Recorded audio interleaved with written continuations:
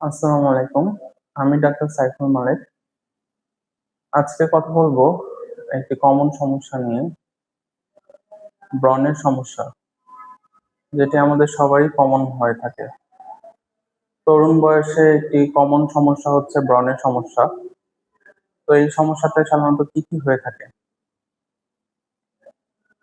কি কারণে আমাদের ব্রণের সমস্যা হয়? একটা হচ্ছে মুখে অতিরিক্ত তেল নিঃসরণের কারণে এই ব্রণ হয়ে থাকে। সাধারণত মুখের তেল গ্রন্থিগুলোকে বলা হয় সেবাম। এই সেবাম অতিরিক্ত সিক্রেশন বা অতিরিক্ত নিঃসরণের কারণে ব্রণ হয়। কিছু কিছু কারণ থাকে যেসব কারণে এই সেবাম অনেক বেশি নিঃসরণ হতে পারে। যেমন তার মধ্যে একটি কারণ হচ্ছে অতিরিক্ত টেস্টোস্টেরন সিক্রেশন হওয়া।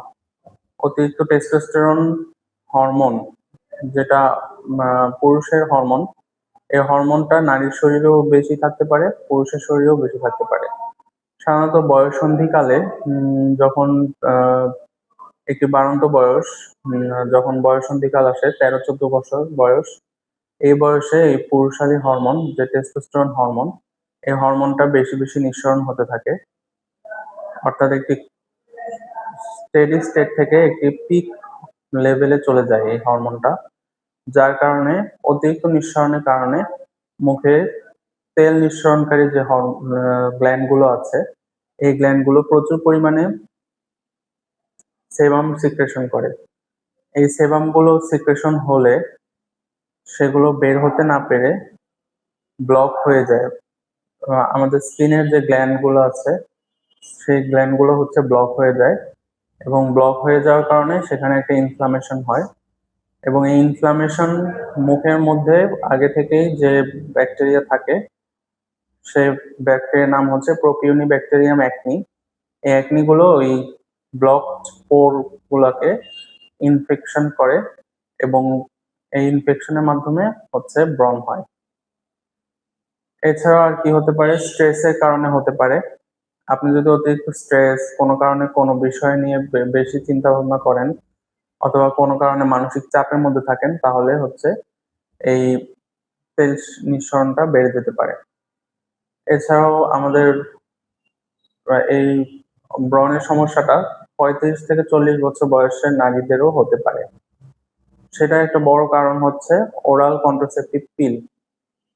যেটা হচ্ছে ওরাল কন্ট্রাসেপটিভ পিল খাওয়ার কারণে হচ্ছে এই তখন একটা হরমোনাল ইমব্যালেন্স তৈরি হয়, শরীরে হরমোনের ভারসাম্য নষ্ট হয়ে যায়, যার কারণে হচ্ছে এই ব্রণ হতে পারে।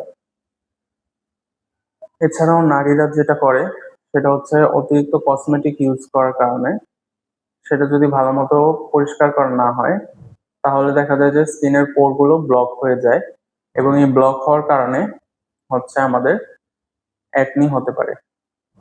কোন বয়সে আমাদের অ্যাকনিটা বেশি হয়? সাধারণত টিনেজ, 13-14 থেকে 18 বছর বয়সে এটা অনেক বেশি হয়। তবে 25 থেকে 30 বছর বয়সেও অ্যাকনি হতে পারে। সাধারণত আমরা কিভাবে চিকিৎসা করি? এটা চিকিৎসা একটু দীর্ঘমেয়াদী হয়, এবং ধৈর্য ধরে এটা চিকিৎসা করতে হয়। ধৈর্য ধরে বলতে সাধারণত 2 মাস, সর্বনিম্ন 2 মাসের কম আমরা ব্রণের চিকিৎসা করি না, এবং ব্রণের চিকিৎসা সাধারণত 3 থেকে 6 মাসও আমরা করে থাকি। দেখা যায় যে দীর্ঘমেয়াদী চিকিৎসা না করলে ব্রণটা ভালো হতে চায় না। এবং এক্ষেত্রে আমরা কি করি, কি ধরনের চিকিৎসা দিই? আমরা হচ্ছে ওরাল না, মানে টপিক্যাল টেটিনয়েড দিই, একটি ক্রিম। এছাড়াও আমরা ভালো ফেস ওয়াশ ইউজ করতে বলি, মুখটাকে ক্লিন রাখতে বলি।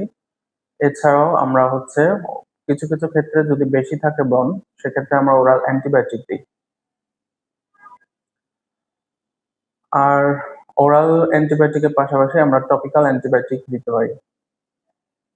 তো এই চিকিৎসাগুলো সাধারণত 3 থেকে 6 মাস ব্যবহার করতে হবে, এবং চিকিৎসায় গ্যাপ দিলে সাধারণত এই ব্রণ ভালো হতে চায় না। তবে কেউ যদি ধৈর্য ধরে 3 থেকে 4 মাস বা 3 থেকে 6 মাস এই চিকিৎসাটা চালিয়ে যায়, তাহলে অবশ্যই ধরে নেওয়া যায় যে তার ব্রণ ভালো হবে ইনশাল্লাহ। তো এটা ব্রণ প্রতিরোধের কি উপায়? প্রতিরোধের উপায় হচ্ছে ভালো ঘুম হতে হবে। কারণ ঘুম না হলে ওই স্ট্রেসটা বেড়ে যায়। স্ট্রেস বেড়ে গেলে এবং তেল নিঃসরণ বেড়ে যায় এবং মুখের স্কিনের যে পোরস গুলো আছে সেগুলো ব্লক হওয়ার প্রবণতা বেড়ে যায়। এছাড়া আমাদের অয়েলি ফুড যেমন হচ্ছে ভাজা পোড়া এগুলো কম খেতে হবে। প্রচুর ভিটামিন সি যুক্ত খাবার খেতে হবে, যেমন পেয়ারা, আমলকি, তারপর হচ্ছে লেবু, এই জাতীয় খাবারগুলো বেশি খাবারের মধ্যে অ্যাড করতে হবে। পানি প্রচুর খেতে হবে এবং মুখটাকে ক্লিন রাখতে হবে। বাইরে ধুলাবালি যুক্ত পরিবেশের থেকে এসে বাসায় এসে মুখটাকে ক্লিন করতে হবে এবং সকালে ঘুম থেকে উঠে এবং রাতে ঘুমাতে যাওয়ার আগে মুখটাকে ক্লিন করতে হবে। আর আপনি যদি ব্রণ হয়েই যায়, আপনি বিভিন্ন ধরনের কসমেটিক্স বা বিভিন্ন ধরনের ফেস ওয়াশ ইউজ না করে অবশ্যই একজন চিকিৎসকের পরামর্শ নেবেন। কারণ একজন চিকিৎসকের পরামর্শ নিলে আপনার ব্রণটা সুন্দরভাবে ভালো হয়ে যাবে এবং মুখে কোনো ক্ষতর সৃষ্টি হবে না।